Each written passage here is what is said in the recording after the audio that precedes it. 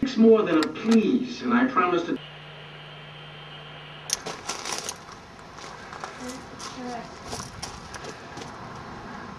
So here we are at our B&B called Willowbrook.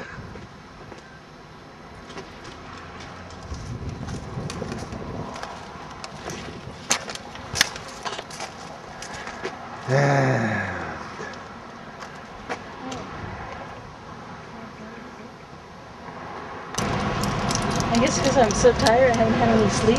Yeah. I just went, ooh. I do have a word version. About O'Connell. Now, in 1829, O'Connell had the Catholic Emancipation Act passed. And that basically gave us Catholics the right to practice our religion over here. In fact, even to own a horse. Now, we've crossed over from the north side of the city to the better part of the city, and this is the south side we're on.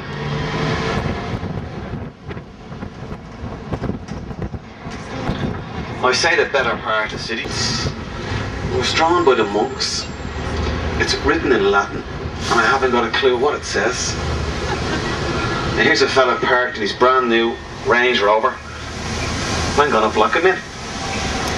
Just because he has a brand new Range Rover. So he's going nowhere now. Celtic times. They have everything on display in there. And the National Library, well, that has a genealogy department. So if you fancy tracing back your Irish roots and see if you relate to any of the High Kings of Ireland, well, that's the place to go to. And it's just up to your right at the next set of lights. And my favourite one is women are there to be loved and not to be understood. Now if you're sitting downstairs, you'll get a better view. Just in behind these black railings, you'll see a statue of Oscar Wilde. Now it's the only coloured statue here in the city.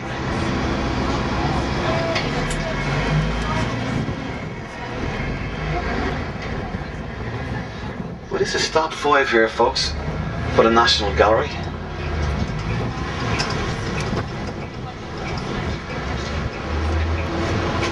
Yeah, we love this. Now in 1877, the Guinness family, they bought the keys off the residents and they opened their park to the public. Now if you're fortunate enough today to get the freedom of the city, well, you're actually entitled to graze your sheep in the green. So when the lads out of U2, or a couple of... Oh, look at, I think that's the view you want. Let's get up higher.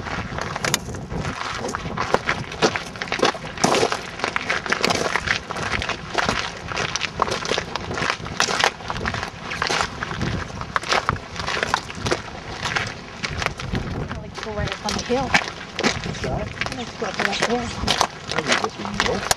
Hmm? I guess we can go. Or do you feel She said, but they said it's really slippery.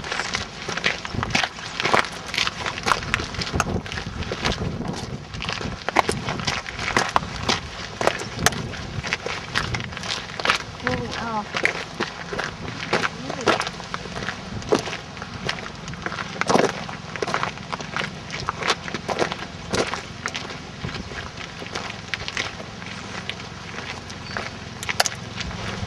there's St. Patty.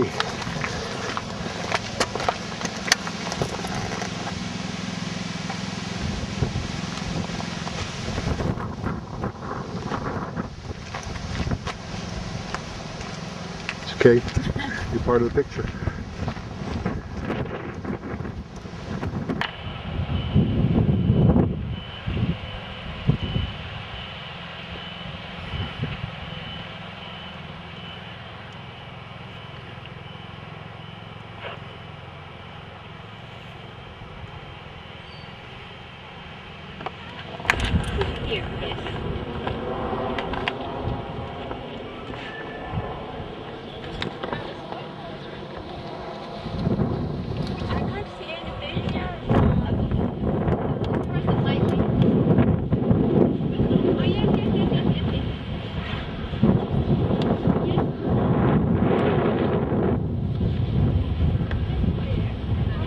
passage graves were constructed by the early Irish farmers, the first people to ever settle in the Boyne Valley.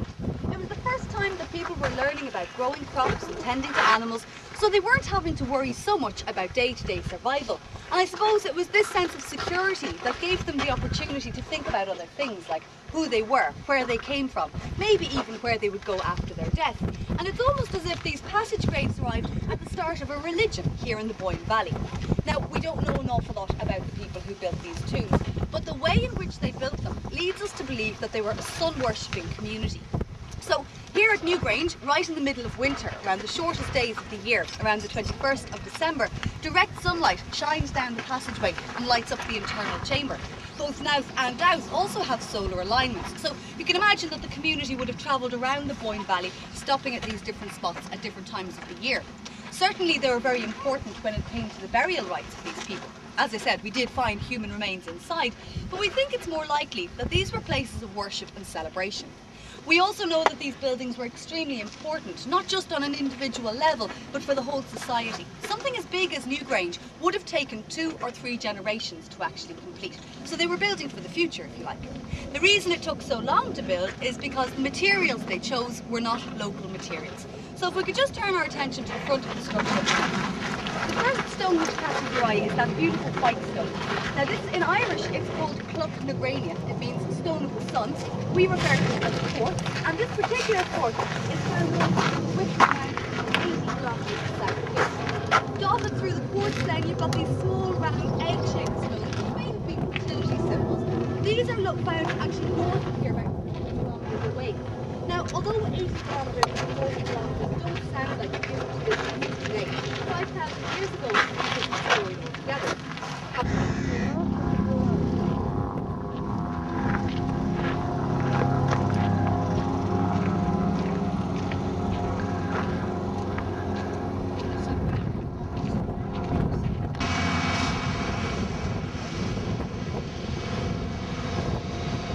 Get a sheep, you wouldn't need a lawnmower, that's for sure. No, you wouldn't need a lawnmower. Oh, the grass is like so green, it's unbelievable.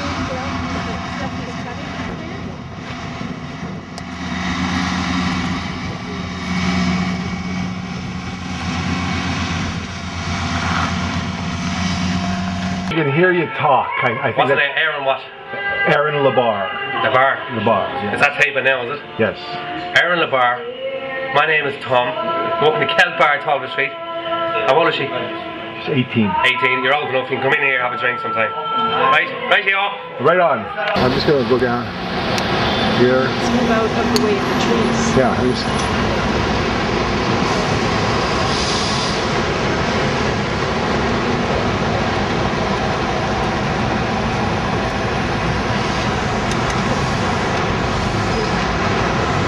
Get a picture of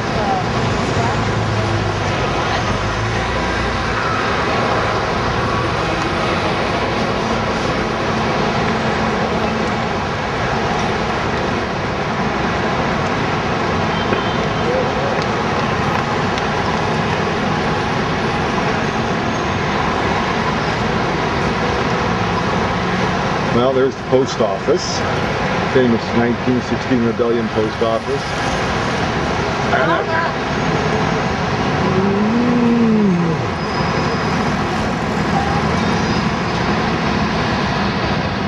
Okay, shall we go down to the bus? Okay, here's the Writers Museum. Way cool.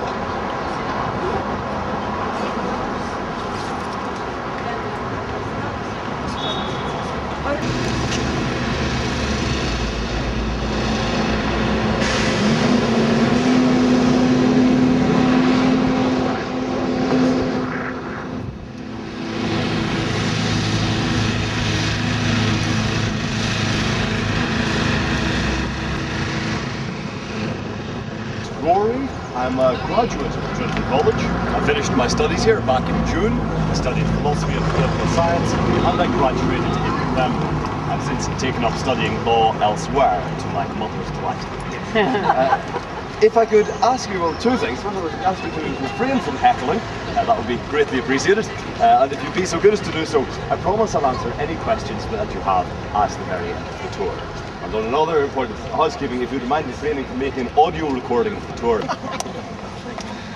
And is education still subsidized? Yes, indeed it is. It's free for Irish students, which is just as well, given how much it costs if you aren't Irish, costing anything up to €35,000 per annum to study something in medicine. So it ain't cheap.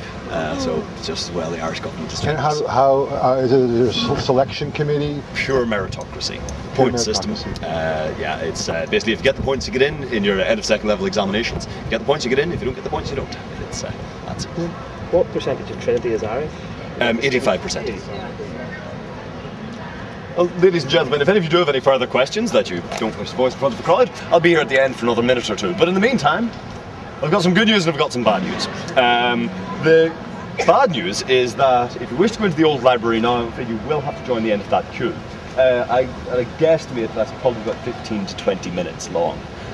So if you wish to go in now, you'll have to join that queue. But the good news is that your tickets are valid from here to eternity. So there's no obligation to go in right away.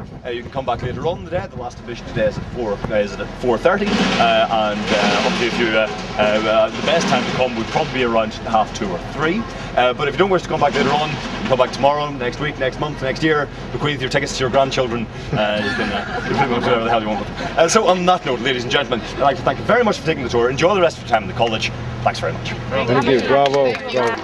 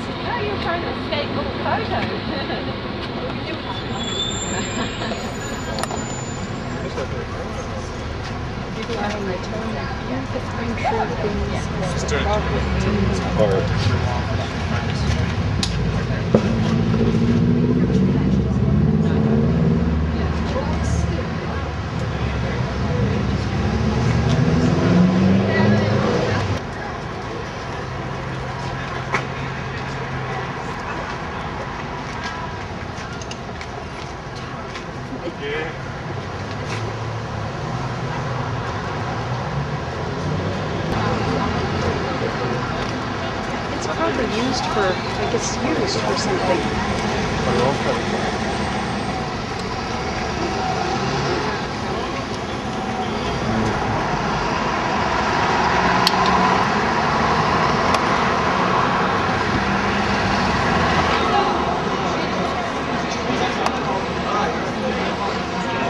Well, here we are, Kilmaine in jail. This guy maybe.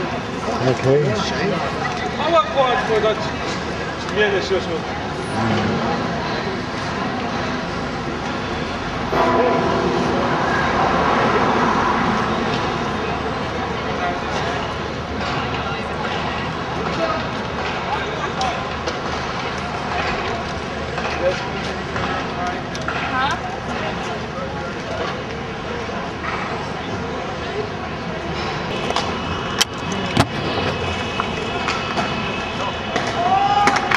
Let's watch the lads.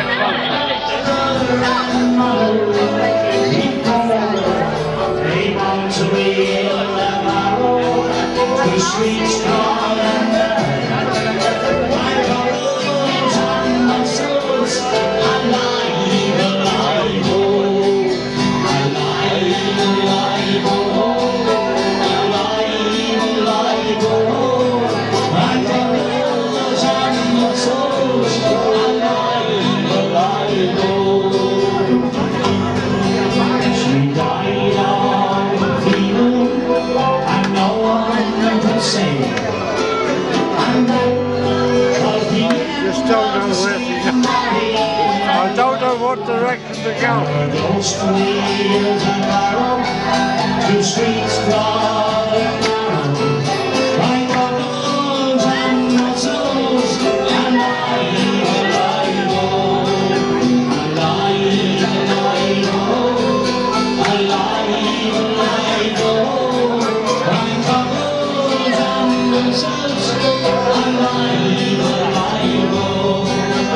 and this song is known all over the world, so let's hear you all sing along this song. On your own.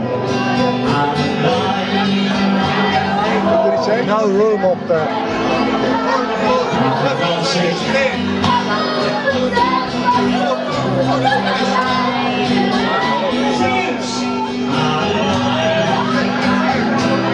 What time is it?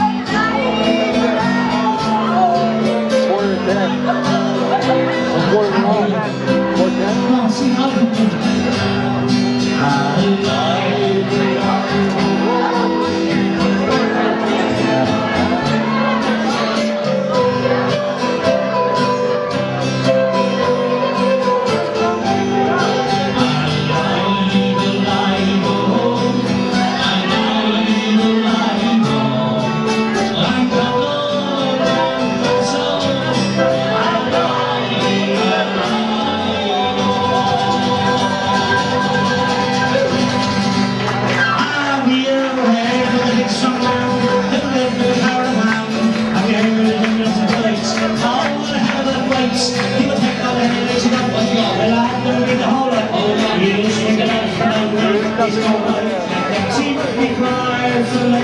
Find a spot to sit over here, that's fine.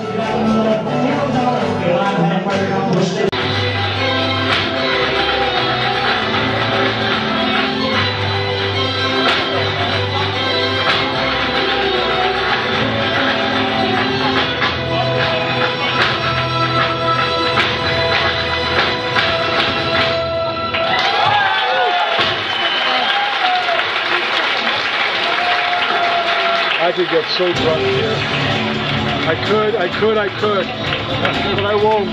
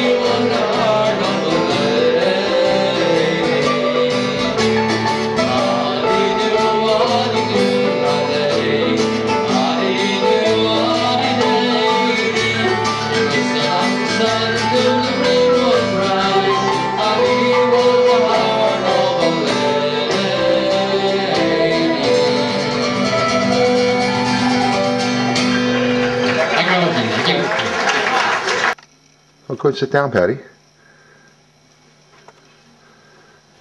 sit in my usual spot. Yeah, I'm going to sit out of the sun. Here we have our wonderful breakfast this morning.